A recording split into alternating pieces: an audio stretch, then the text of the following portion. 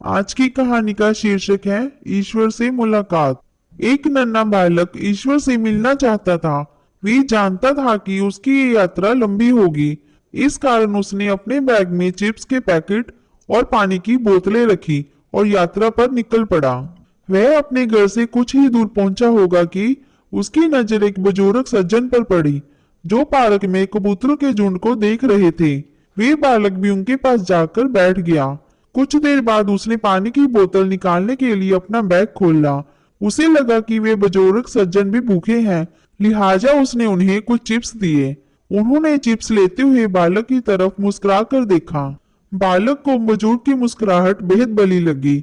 वे उसके दीदार एक बार फिर करना चाहता था, सो उसने उन्हें पानी की बोतल भी पेश की। बुजुर्ग सज्जन ने पानी लेते हुए फिर मुस्कुराकर उसकी तरफ देखा। बालक ये देखकर बेहद खुश हुआ। इसके बाद पूरी दोपहर वे साथ साथ बैठे रहे। बालक उन्हें समय समय पर पानी और चिप्स देता रहा। बदले में उसे उनकी भोली मुस्कुराहट मिलती रही। अब तक शाम होने को आई थी। बालक को भी थकान लगने लगी थी। उसने सोचा कि अब घर चलना चाहिए। वह उठा और घर की ओर चलने लगा।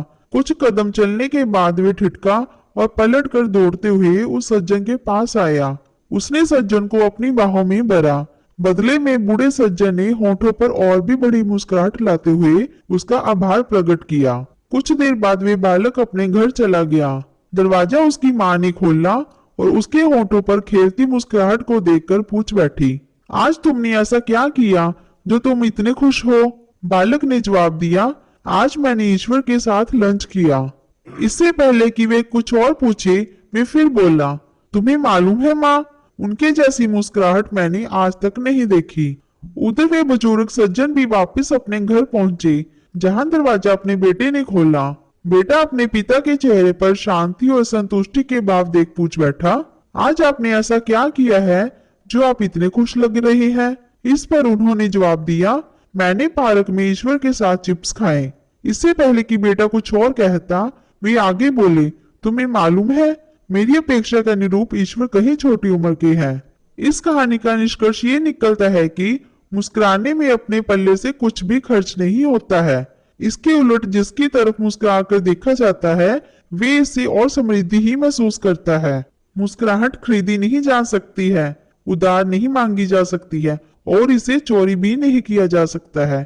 इसका तब तक कोई मूल्य नहीं है जब तक कि किसी को मुस्कुराकर देखा नहीं जाए। इसके बावजूद कुछ लोग मुस्कुराने में थकान का अनुभव करते हैं। वे इसमें कंजूसी बरतते हैं। मुस्कुराने के महत्व को समझते हुए मुस्कुराएं। किसी को इससे ज्यादा और क्या चाहिए कि कोई उसे देखकर मुस्कुराए। किसी की तरफ मुस्कुरा कर देखने से हमारा कुछ नहीं घटता है, बल्कि संतुष्टि और प्रसन्नता ही अनुभव होती है। एक बार अभी मुस्कुराएं। अगर आपको ये कहानी अच्छी लगी हो तो इसको लाइक, सब्सक्राइब और शेयर जरूर कीजिए।